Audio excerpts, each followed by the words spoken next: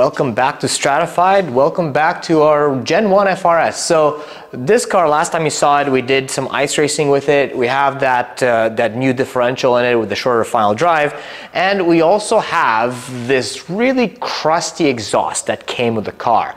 So this exhaust is basically an aftermarket axle back that has a muffler bypass in this left-hand pipe. The rest of it goes through this muffler, and really the rest of the catback exhaust is all stock under here. Now, we had a parent on this car, and that parent got moved to our Gen 2 BRZ for testing purposes. And we left it on there because it sounds good and it fits well. And I've kind of been struggling what to do in terms of a catback for this car. I want to change the front pipe of a high flow cat, which is still in the mail with the part shortage issues. But for the catback, I want to see how the Gen 2 catback, because that we have from our Gen 2 BRZ, will fit on this car, will sound on this car. Maybe we'll even throw it on the dyno and see if there's any sort of power differences. So one difference that I can tell right off the bat is that it doesn't have this long S shape that you find on the Gen 1 on the Gen 2. So you can see that it's much more direct. It's a much more direct pipe. So hey, more direct means better flow. It's gonna create a little bit less noise. Let's throw it on there and see what it looks like, see what it sounds like, and go from there.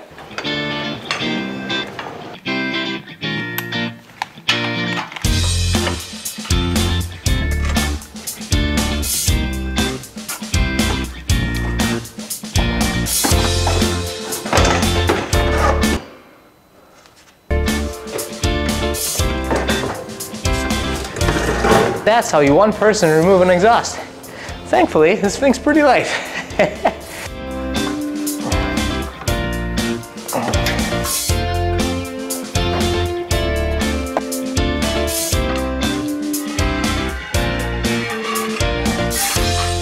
This is easy, straightforward and simple. Ooh, so close. This truly is a few-minute job, a helping hand, and a lift, and the Gen 2 OEM exhaust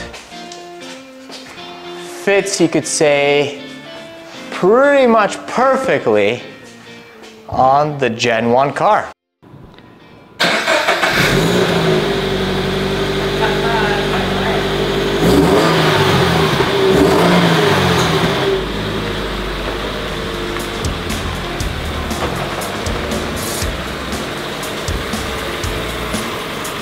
So we found out that the exhaust fits like a glove, the Gen 2 exhaust in the Gen 1 car, and it makes it significantly quieter. Actually, you can hear the motor a little bit more.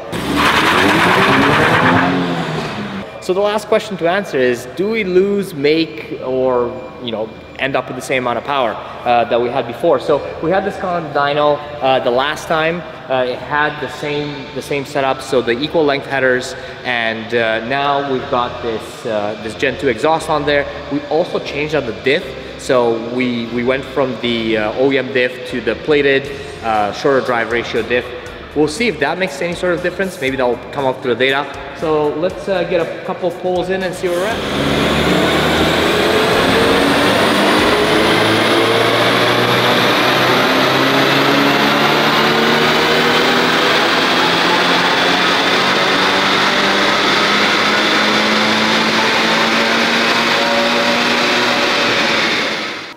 So on to the dyno results. What we've got here is we've got our Gen 1 FRS, the 2-liter, and we have a couple of changes that we made since the last time we had this car on the dyno. First of all, we added that Gen 2 exhaust to it, just a catback exhaust to replace the crusty Gen 1 aftermarket one that we had on there. And then the second change was that we have the differential swap. So this was a change of final drive from 4.1 to 4.44, which means that it accelerates quicker through a gear, and that it it is now a plated limited slip differential. So let's go over the results here. Naturally aspirated tuning is full of nuances, and it's really interesting to see these.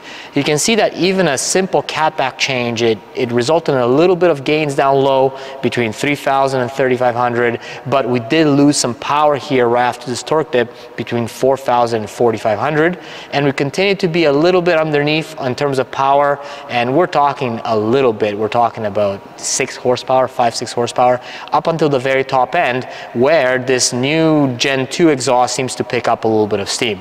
Not a whole heck of a lot of difference. But one thing to keep in mind is that if you want to get rid of this torque dip, which nobody likes to see, you have to go with something like an unequal length header, or that's close to that. That seems to smooth this out, but that's always going to cost you up top. So those unequal length headers always drop off past 6,500 RPM, and you got to make your choice. Where do you want to live? Do you want to live in the top end? Do you live on a racetrack? Then choose an equal length, or if you prefer a lot more of the city driving and like to smooth this out, then an unequal length is for you. And the Gen 2 car, the stock header is actually a really good blend between the two, where it does a good job of eliminating that in the Gen 2 car. Anyways, back to the exhaust changes. It's a bit of a wash in terms of catback, but let's look at what the final drive change has done. So if we put this in terms of time, you can really easily see how now the shorter final drive allows this car to accelerate through 4th gear in 16 seconds. So that's much closer to what a Gen 2 does with a 4.1 final drive. So the shorter final drive in the Gen 1 will make it accelerate quicker and make it a closer match in terms of acceleration for the to the Gen 2. However, if you look at speed, vehicle speed, you also see that you run out of gear much sooner. So now we're running out of gear about 95 miles an hour, whereas before we'd run out of 4th gear at about 103, 104 miles an hour. So again, it depends on your application. Are you willing to trade off a little bit of top speed for acceleration? That's the kind of decision that you have to make when you're deciding on a final drive. Certainly the 2017 cars, they have a 4.3 to 1, so a little bit shorter than the original FRS. It is about getting that little quicker acceleration, which really does feel good in these cars. So hopefully this was a useful comparison for you guys. Subscribe to our channel and keep on following, because there's more content to come, and we'll see you guys in the next one.